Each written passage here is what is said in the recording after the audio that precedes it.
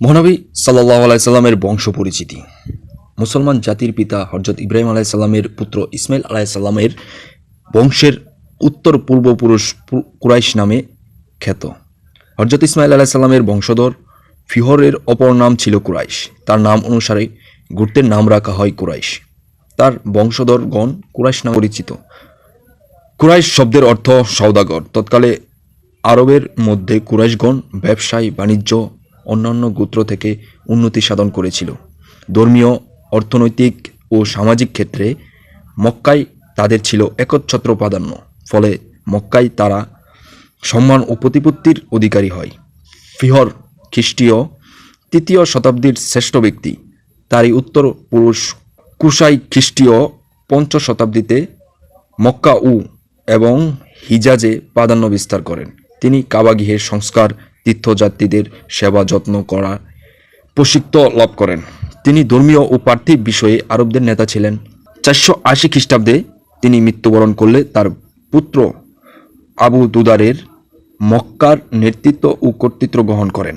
আবু দুদারের মৃত্যুর পর আব্দুল মানাফ ক্ষমতা গ্রহণ করেন।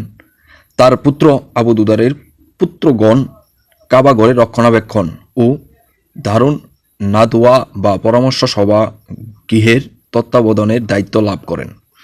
আব্দুস শামের পর তার ভাই হাশিম এবং তার মৃত্যুর পর তার ভাই মুতালিব শাসনভার গ্রহণ করেন। মুতালিব বীরত্ব ও দানশীলতার জন্য বিখ্যাত ছিলেন। ৫২০ খ্রিস্টাব্দে দয়ালু ও দানশীল মুতালিবের মৃত্যুর পর তার বাতুপুত্র সাইবাকে মক্কার সর্বময় কৃতিত্ব প্রদান করেন। এখানে উল্লেখযোগ্য যে সাইবা দয়ালু মুতালিবের কৃতদাস মনে করে তার নাম দেওয়া হয় আব্দুল মুতালিব। ইসলামের ইতিহাসে তিনিই মুতালিব নামে পরিচিত। তার শাসনামলে ৫৭০ খ্রিস্টাব্দে আবিসিনিয়ায় বাদশাহ আবরাহ মক্কা নগরী আক্রমণ করে। আবরাহ হাতির পৃষ্ঠে আরোহণ করে মক্কার যুদ্ধে যাত্রা গ্রহণ করে। এবছর হস্তিবর্ষ বা আমুল ফিল বলা হয়। এবছরকে হস্তিবর্ষ বা আমুল ফিল বলা হয়। মহান আল্লাহর নির্দেশে একদল অনাবিল পাখি ছোট ছোট পাথর কণা নিক্ষেপ করে আবরার বাহিনীকে ধ্বংস করে দেয়। পবিত্র কুরআন শরীফে সূরা আল ফিলে এই ঘটনা বর্ণিত হয়েছে। আব্দুল মুতালিব অপরিসীম কার্যক্ষমতার অধিকারী ছিলেন। তিনি ৫৯ বছর বয়সে ক্ষমতাসীন থাকাকালে মৃত্যুবরণ করেন। আব্দুল মুতালিবের সন্তানদের মধ্যে ১২ জন পুত্র এবং ৬ জন কন্যা সন্তান ছিল।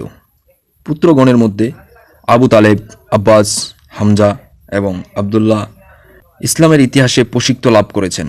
আব্বাস হলেন আব্বাসীয় বংশের পূর্বপুরুষ। আব্দুল মুতালিবের কনিষ্ঠ পুত্র আবদুল্লাহ ছিলেন বিশ্বনবী হযরত মুহাম্মদ সাল্লাল্লাহু আলাইহি ওয়াসাল্লামের পিতা। তিনি মদিনার বানু জোহরা গোত্রের নেতা আব্দুল ওয়াহাবের কন্যা বিবি আমিনাকে বিয়ে করেন। বিবাহের কিছুদিন পর আবদুল্লাহর ব্যবসার উপলক্ষে সিরিয়ায় গমন করেন, কিন্তু বাণিজ্য থেকে ফেরার পথে মদিনায় উপকণ্ঠে অসুস্থ হয়ে মাত্র ২৫ বছর বয়সে মৃত্যুবরণ করেন। বিবি আমেনা তখন গর্ভবতী ছিলেন। আবদুল্লাহর মৃত্যুর পর হযরত মুহাম্মদ সাল্লাল্লাহু আলাইহি সাল্লাম জন্মগ্রহণ করেন।